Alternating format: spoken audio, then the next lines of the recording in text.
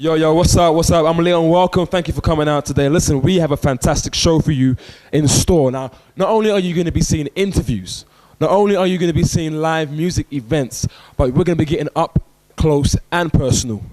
We're going to be getting up close and personal, not only with the artists. No. We're getting up close and personal with their dancers, their musicians, their choreographers, and even their makeup artists. I'm Carlton, and this is Leonn Carlton Unplanned.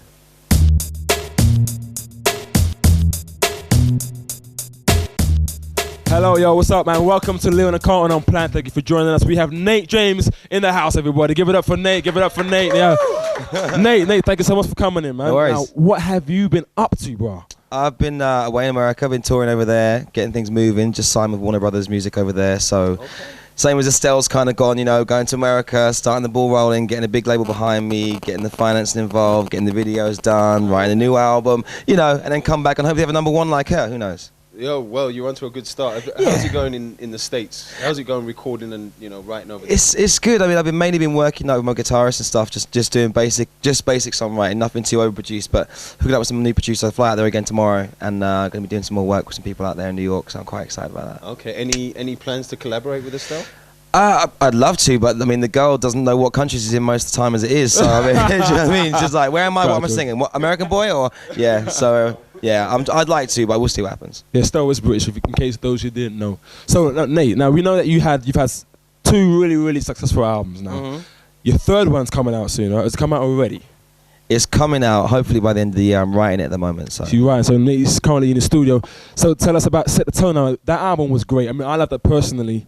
Now, Set the Tone for me was the track that really caught the industry by storm. Now, what was the inspiration behind that track? And who was it? David Brandt who's produced the track? Who are you working with? Yeah, David Brandt produced it. I wrote it with Dawn Joseph and David from the likes of Mystique and Craig David fame. They're writers from that kind of area. And yeah, it was basically about my ex-girlfriend. I was really unhappy, and I'm a great believer if you're unhappy, you need to move on to bigger and better things and make yourself happy. And so you set the tone and you get your ass out there, basically. And you set the tone, right? I very much did, yes.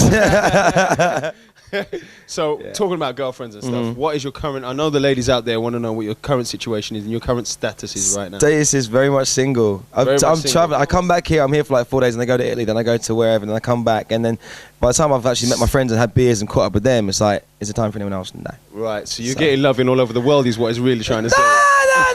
No. Oh, but start something. I guess the bear culture is the way forward. So listen, now, second album. Now, what was the title of the album? What was the name of the single? Kingdom Falls. First single was Kingdom Falls, then Back to You and Choke, AA side. And how was that doing in the charts now, I think? It's doing alright. It's slower than the first album. I think it was more, I made it for me and like a more experimental soul album rather than just doing a typical neo soul or old school soul kind of sound. I wanted to just twist it up a bit, add some drum and bass in there, some dance, some electro kind of funk in there and stuff. I mean, we did Back to You and Choke on Jules Holland a couple months back, which was, I mean, Jules Holland is just... He's amazing. The dog. Nah, that must have been an experience. I mean, did he play with you when you was doing the thing? Or? He kept coming over in between takes and going, I love your album. Your album's in my car. And I'm like, this is Jules Holland saying this. Like, so like, he was just complimenting the band and everyone. It was amazing, perfect. It was so on point. So yeah. But no, those 2 singles, it's going well. What can I say? I mean, the UK is tough with soul music as it is, as we well know. As we all know. We all want to break that... well, this is what the show's about. We really want to put people like yourselves out there, let people know that there is real music out there, and people are really trying to. We're trying to touch those people that don't really know about real music. Am I right? I think that's what we're trying to get there. You're educating people. We're educating people. That's right. Now, for those guys at home that didn't know, Leonn here is a drummer, and he toured with Nate. So what I want to know, I'm going to interview both now. So what I want to know is what happened on tour. Give us some kind of dirt. Some kind of dirt. Can't break the agreement. Can't do it. Look, there's an agreement we have now on tour. Now, what happens on tour stays on tour. Now, we don't want to break that. That's locked. We can't break that one. That's locked now. But I can say that working with Nate was an experience, man. Great performer. Absolutely beautiful voice. Fantastic and he's captivating charisma on stage, you know what I'm saying? So I enjoyed myself. I don't know how he feels about the situation, but you know. Do you know what? To be fair, the whole collective, the whole band, it was a good thing. It was just so much fun. I mean, we did mostly like Italy. Yeah. See, no, I think Italy was probably the best day. Yeah, Italy was great. We had a fantastic time in Italy. Yeah, festival bar. Yeah. Got my festival bar. Now that's something that was huge, wasn't it? That was crazy. Loads of people. That was singing crazy. your songs and stuff. Now, yeah. Weren't you supposed to be some sort of superstar and a thing, and it worked out well for you because Duncan James was there, and it had loads of Italian artists, Rihanna. And you came on top, right? Yeah, I beat them all. You I was beat quite them happy all with that, especially Rihanna, because we don't like her. Oh, Rihanna. We don't like her. This is really unplanned. Now we need to get Nate. It's not that we don't like to tell us what happened when he went to introduce himself to Rihanna. Exclusive. You know what time it is. Wow. Nate, we want to hear. Yeah, you were there. I was there. I saw everything. And we were just chatting with everyone. All the artists, sisters was there. James Morrison, Duncan James, Corinne Bailey Ray. Everyone was there. The whole family just chilling. And then Rihanna walks in with her entourage, and he walks down backstage and stuff. She's quite a tall girl. I was quite surprised, I have to say. And then I sort of said, "Hey," put my hand out, and she just kind of looked me up and down and just carried on walking, didn't she? I was like, eh. I mean, after I come off stage and she saw that everyone was singing my tune and they probably knew my song better than hers, she's like, "Oh, you're Nate." And I was like, "Yeah, see you later, love. Bye-bye." So, yeah, it's fine. It's fine, though. If you're watching, babe, you seem sweet enough, but just have a conversation next time. That's right. Yeah. Now, Nate has seriously set the tone for Rihanna, yeah? So, Rihanna, be aware next time, yeah? Just say hello. Don't sing No Heavies Round to hit me or anything, okay? Big bouncers you hang with. So what's in the pipeline? What's in the future now? I know you said you're going to New York playing tomorrow. Yeah. Who are you writing with now? At the moment, just kind of working with the band that I've been touring with, and just I say friends. I mean, I've been working with Vula. You guys know Vula as well. Yeah. And some people from the first and second albums as well. I just want to get a load of songs together and then just go, right, where am I going to go with this album? Like, I'm going to take it down the whole like jazz soul vibe, or keep it more experimental, or go more down that sort of Raphael Siddiqui kind of. I don't know.